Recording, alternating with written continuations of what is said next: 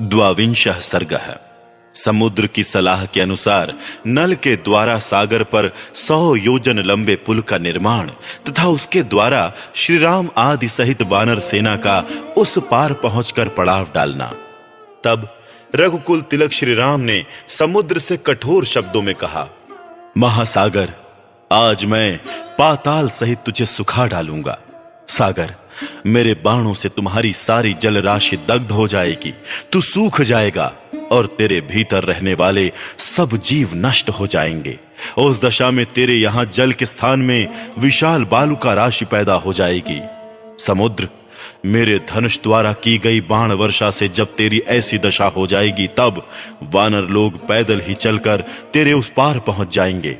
दानवों के निवास स्थान, तू केवल चारों ओर से बहकर आई हुई जल राशि का संग्रह करता है।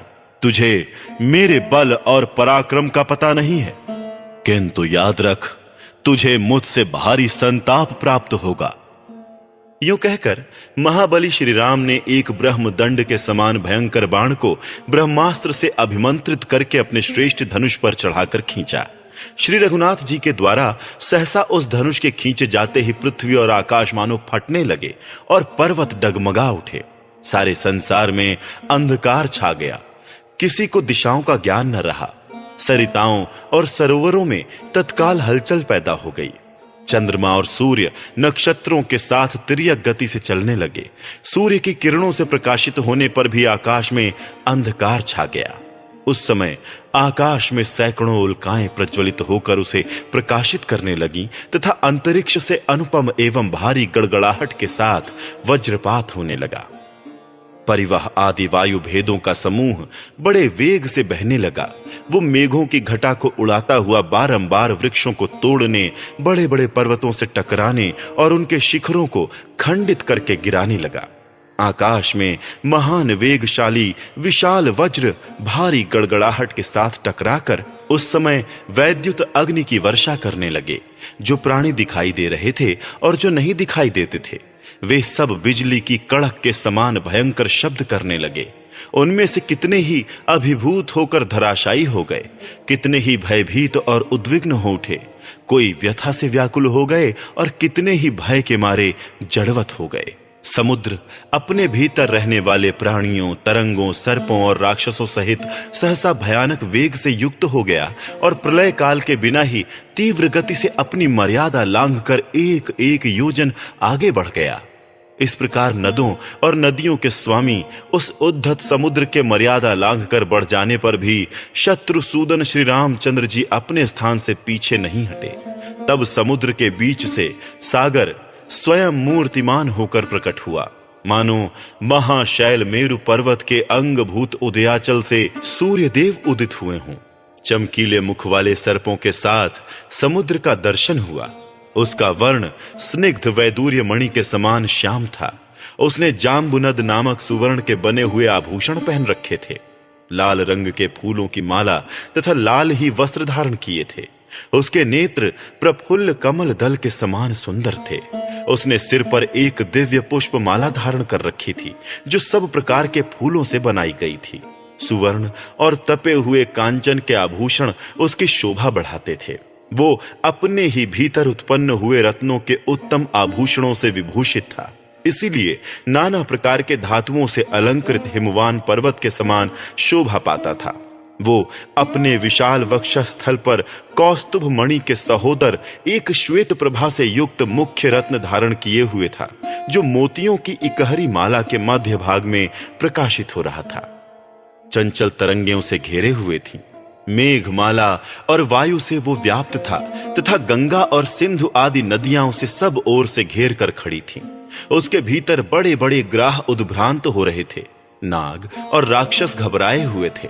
देवताओं के समान सुंदर रूप धारण करके आई हुई विभिन्न रूप वाली नदियों के साथ शक्तिशाली नदीपति समुद्र ने निकट आकर पहले धनुर्धर श्री रघुनाथ जी को संबोधित किया और फिर हाथ जोड़कर कहा, सौम्य रघुनंदन, पृथ्वी, वायु, आकाश, जल और तेज ये सर्वदा अपने स्वभाव में स्थित रहते हैं, अपने सनातन मार्ग को कभी नहीं छोड़ते, सदा उसी के आश्रित रहते हैं।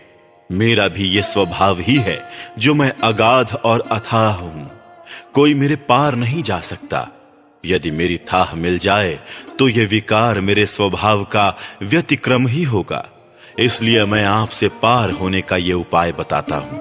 राजकुमार, मैं मगर और नाक आदि से भरे हुए अपने जल को किसी कामना से, लोभ से अथवा भय से किसी तरह स्तंभित नहीं होने दूंगा। श्री राम, मैं ऐसा उपाय बताऊंगा जिससे आप मेरे पार चले जाएंगे। ग्राह वानरों को कष्ट नहीं देंगे, सारी सेना पार उतर जाएगी और मुझे भी खेद नहीं होगा। मैं आसानी से सब कुछ सह लूंगा। जिस प्रकार पुल बन जाए वैसा प्रयत्न मैं करूंगा। तब श्री रामचंद्र जी ने उससे कहा, वरुणालय, मेरी बात सुनो। मेरा यह विशाल बाण अमोघ है, बताओ इसे किस स्थान पर छोड़ा जाए। श्री रामचंद्र जी का यह वचन सुनकर और उस महान बाण को देखकर तेजस्वी महासागर ने श्री रघुनाथ जी से कहा, प्रभो, जैसे जगत में आप सर्वत्र विख्यात एवं पुण्यात्मा हैं, उसी प्रकार मेरे उत्तर की ओर द्रुमकुल्य नाम से विख्यात एक बड़ा ही पवित्र देश है। वहां आभीर आदि जातियों के बहुत से मनुष्य निवास करते हैं, जिनके रूप और कर्म बड़े ही भयानक हैं। वे सब के सब पापी और लुटेरे हैं। वे लोग मेरा जल पीते हैं। उन पापाचारियों का स्पर्श मुझे प्राप्त होता रहता है। इस पाप को मैं नहीं सह सकता। श्री राम, आप अपने इस उत्तम बाण को वहीं सफल कीजिए। महामना समुद्र का यह वचन सुनकर सागर के दिखाए अनुसार उसी देश में श्री रामचंद्र जी ने वो अत्यंत प्रज्वलित बाण छोड़ दिया। वो वज्र और अश्विनी के समान तेजस्वी बाण जिस स्थान पर गिरा था, वो स्थान उस बाण के कारण ही पृथ्वी में दुर्गम मरुभूमि के नाम से प्रसिद्ध हुआ। उस बाण से पीड़ित होकर उस समय वसुधा आर्तनाद कर उठी। उसकी चोट से जो छेद हुआ, उसमें होकर रसातल का जल ऊपर को उछलने लगा। वो छिद्र कुएं के समान हो गया और व्रण के नाम से प्रसिद्ध हुआ। उस कुएं से सदा निकलता हुआ जल समुद्र के जल की भांति ही दिखाई देता था। उस समय वहां भूमि के विदीर्ण होने का भयंकर शब्द सुनाई पड़ा। उस बाण को गिराकर वहां के भूतल की कुक्ष में वर्तमान जल को श्री राम ने सुखा दिया। तब से वो स्थान तीनों लोकों में मरुकांतार के नाम से ही विख्यात हो गया। जो पहले समुद्र का कुक्ष प्रदेश था, उसे सुखाकर देवोपम पराक्रमी विद्वान दशरथ नंदन श्री राम ने उस मरुभूमि को वरदान दिया। ये मरुभूमि पशुओं के लिए हितकारी होगी। यहां रोग कम होंगे। ये भूमि फल, मूल और रसों से संपन्न होगी। यहां घी आदि चिकने पदार्थ अधिक सुलभ होंगे। दूध की भी बहुतायत होगी। यहां सुगंध छाई रहेगी और अनेक प्रकार की औषधियां उत्पन्न होंगी। इस प्रकार भगवान श्री रामचंद्र जी के वरदान से वो मरु प्रदेश इस तरह के बहुसंख्यक गुणों से संपन्न हो सबके लिए मंगलकारी मार्ग बन गया। उस कुक्ष स्थान के दग्ध हो जाने पर सरिताओं के स्वामी समुद्र ने संपूर्ण शास्त्रों के ज्ञाता श्री रघुनाथ जी से कहा, सौम्य, आपकी सेवा में जो ये नल नामक कांतिमान वानर है, साक्षात विश्वकर्मा का पुत्र है। इसे इसके पिता ने यह वर दिया है कि तुम मेरे ही समान समस्त शिल्प कला में निपुण होगे। प्रभो, आप भी तो इस विश्व के सृष्टा विश्वकर्मा हैं। इस नल के हृदय में आपके प्रति बड़ा प्रेम है। ये महान उत्साही वानर अपने पिता के समान ही शिल्प कर्म में समर्थ है। अतः ये मेरे ऊपर पुल का निर्माण करे, मैं उस पुल को धारण करूंगा। यूं कहकर समुद्र अदृश्य हो गया। तब वानर श्रेष्ठ नल उठकर महाबली भगवान श्री राम से बोला, प्रभु, मैं पिता की दी हुई शक्ति को पाकर इस विस्तृत समुद्र पर सेतु का निर्माण करूंगा। महासागर ने ठीक कहा है। संसार में पुरुष के लिए अकृतज्ञों के प्रति दंड नीति का प्रयोग ही सबसे बड़ा अर्थ साधक है, ऐसा मेरा विश्वास है। वैसे लोगों के प्रति क्षमा, सांत्वना और दान नीति के प्रयोग को धिक्कार है। इस भयानक समुद्र को राजा सगर के पुत्रों ने ही बढ़ाया है, फिर भी उसने कृतज्ञता से नहीं, दंड के भय से ही सेतु कर्म देखने की इच्छा मन में लाकर श्री रघुनाथ जी को अपनी थाह दी है। मंदराचल पर विश्वकर्मा जी ने मेरी माता को यह वर दिया था कि देवी, तुम्हारे गर्भ से मेरे ही समान पुत्र होगा। इस प्रकार मैं विश्वकर्मा का औरस पुत्र हूं और शिल्प कर्म में उन्हीं के समान हूं। इस समुद्र ने आज मुझे इन सब बातों का स्मरण दिला दिया है। महासागर ने जो कुछ कहा है ठीक है। मैं बिना पूछे आप लोगों से अपने गुणों को नहीं बता सकता था, इसीलिए अब तक चुप था। मैं महासागर पर पुल बांधने में समर्थ हूं, अतः सब वानर आज ही पुल बांधने का कार्य आरंभ कर दें। तब भगवान श्री राम के भेजने से लाखों बड़े बड़े वानर हर्ष और उत्साह से भरकर सब ओर उछलते हुए गए और बड़े बड़े जंगलों में घुस गए। वे पर्वत के समान विशालकाय वानर शिरोमणि पर्वत शिखरों और वृक्षों को तोड़ देते और उन्हें समुद्र तक खींच लाते थे। वे साल, अश्वकर्ण, धव, बांस, कुटज, अर्जुन, ताल, तिलक, तिनिश, बेल, छितवन, खिले हुए कनेर, आम और अशोक आदि वृक्षों से समुद्र को पाटने लगे। वे श्रेष्ठ वानर वहां के वृक्षों को जड़ से उखाड़ लाते थे या जड़ के ऊपर से भी तोड़ लाते थे। इंद्रध्वज के समान ऊंचे ऊंचे वृक्षों को उठाए लिए चले आते थे। ताड़ों, अनार की झाड़ियों, नारियल और बहेड़े के वृक्षों, करीर, बकुल तथा नीम को भी इधर उधर से तोड़ तोड़ कर लाने लगे।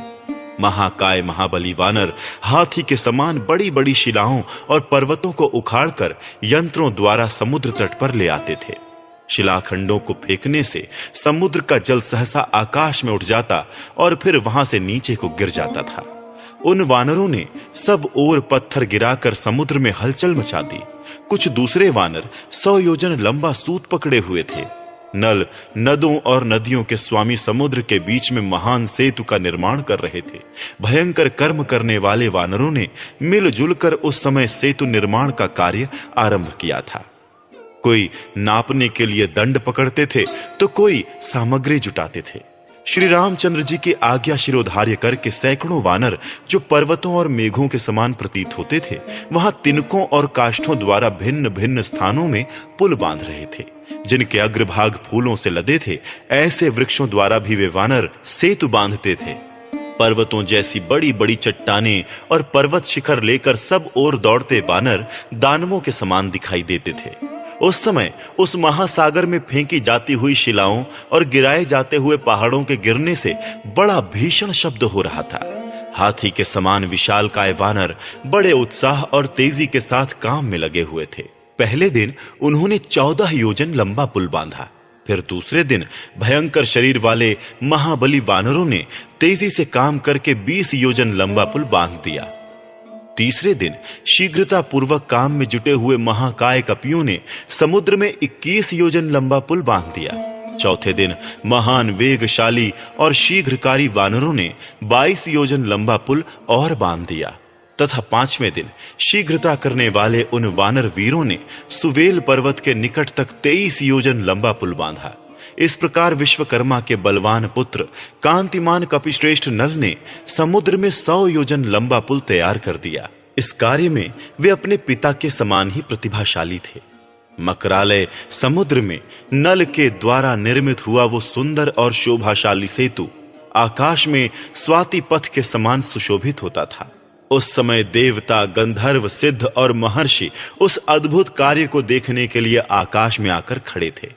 नल के बनाए हुए 100 योजन लंबे और 10 योजन चौड़े उस पुल को देवताओं और गंधर्वों ने देखा, जिसे बनाना बहुत ही कठिन काम था। वानर लोग भी इधर उधर उछल कूद कर गर्जना करते हुए उस अचिंत्य, असह्य, अद्भुत और रोमांचकारी पुल को देख रहे थे। समस्त प्राणियों ने ही समुद्र में सेतु बांधने का वो कार्य देखा। इस प्रकार उन सहस्त्र कोटि महाबली एवं उत्साही वानरों का दल पुल बांधते बांधते ही समुद्र के उस पार पहुंच गया।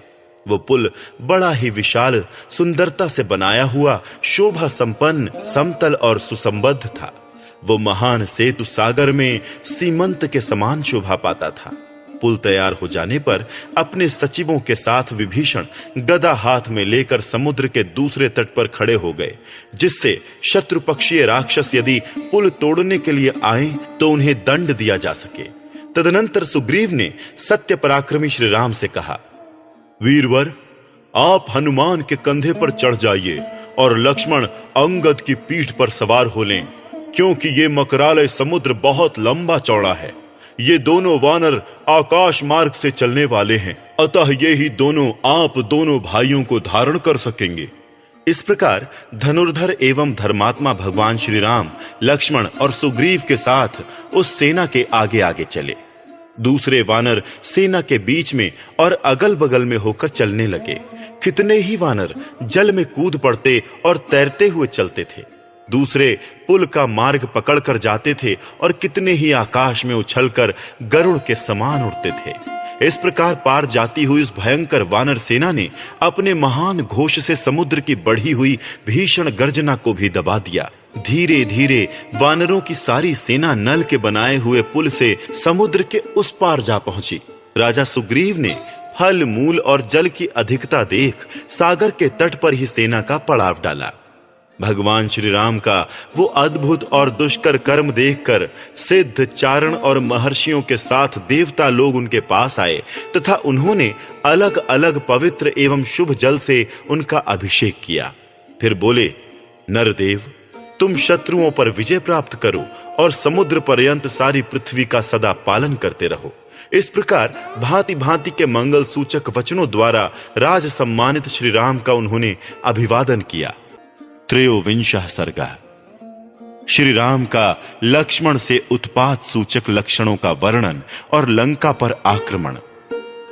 उत्पात सूचक लक्षणों के ज्ञाता तथा लक्ष्मण के बड़े भाई श्री राम ने बहुत से अपशकुन देखकर सुमित्रा कुमार लक्ष्मण को हृदय से लगाया और इस प्रकार कहा, लक्ष्मण, जहां शीतल जल की सुविधा हो और फलों से भरे हुए जंगल हों, उन स्थानों का आश्रय लेकर हम अपने सैन्य समूह को कई भागों में बांट दें और इसे व्यूहबद्ध करके इसकी रक्षा के लिए सदा सावधान रहें। मैं देखता हूं समस्त लोकों का संहार करने वाला भीषण भय उपस्थित हुआ है, जो रीछों, वानरों और राक्षसों के प्रमुख वीरों के विनाश का सूचक है। धूल से भरी हुई प्रचंड वायु चल रही है, धरती कांपती है, पर्वतों के शिखर हिल रहे हैं और पेड़ गिर रहे हैं। मेघों की घटा घिराई है जो मांस भक्षी राक्षसों के समान दिखाई देती है। वे मेघ देखने में तो क्रूर हैं ही, इनकी गर्जना भी बड़ी कठोर है। ये क्रूरता पूर्वक रक्त की बूंदों से मिले हुए जल की वर्षा करते हैं। ये संध्या लाल चंदन के समान कांति धारण करके बड़ी भयंकर दिखाई देती है। प्रज्वलित सूर्य से ये आग की ज्वालाएं टूट टूट कर गिर रही हैं। क्रूर पशु और पक्षी दीन आकार धारण करके सूर्य की ओर मुंह करके दीनता पूर्ण स्वर में चीत्कार करते हुए महान भय उत्पन्न कर रहे हैं। रात में भी चंद्रमा पूर्णतः प्रकाशित नहीं होते और अपने स्वभाव के विपरीत ताप दे रहे हैं। ये काली और लाल किरणों से व्याप्त हो इस तरह उदित हुए हैं मानो जगत के प्रलय का काल आ पहुंचा हो। लक्ष्मण, निर्मल सूर्य मंडल में नीला चिन्ह दिखाई देता है। सूर्य के चारों ओर ऐसा घेरा पड़ा है जो छोटा, रूखा, अशुभ तथा लाल है। सुमित्रा नंदन, देखो, ये तारे बड़ी भारी धूल राशि से आच्छादित हो हतप्रभ हो गए हैं, अतएव जगत के भावी संहार की सूचना दे रहे हैं। कौवे, बाज तथा अधम गीध चारों ओर उड़ रहे हैं और सियारिनें अशुभ सूचक महाभयंकर बोली बोल रही हैं। जान पड़ता है वानरों और राक्षसों के चलाए हुए शिलाखंडों, शूलों और तलवारों से ये सारी भूमि पट जाएगी और यहां मांस और रक्त की कीच जम जाएगी। हम लोग आज ही जितनी जल्दी हो सके इस रावण पालित दुर्जय नगरी लंका पर समस्त वानरों के साथ वेग पूर्वक धावा बोल दें। ऐसा कहकर संग्राम विजयी भगवान श्री राम हाथ में धनुष लिए सबसे आगे लंकापुरी की ओर प्रस्थित हुए। फिर विभीषण और सुग्रीव के साथ वे सभी श्रेष्ठ वानर गर्जना करते हुए युद्ध का ही निश्चय रखने वाले शत्रुओं का वध करने के लिए आगे बढ़े। वे सब के सब रघुनाथ जी का प्रिय करना चाहते थे। उन बलशाली वानरों के कर्मों और चेष्टाओं से रघुकुल नंदन श्री राम को बड़ा संतोष हुआ। इस प्रकार श्री वाल्मीकि निर्मित आर्ष रामायण आदि काव्य के युद्ध कांड में 23वां सर्ग पूरा हुआ।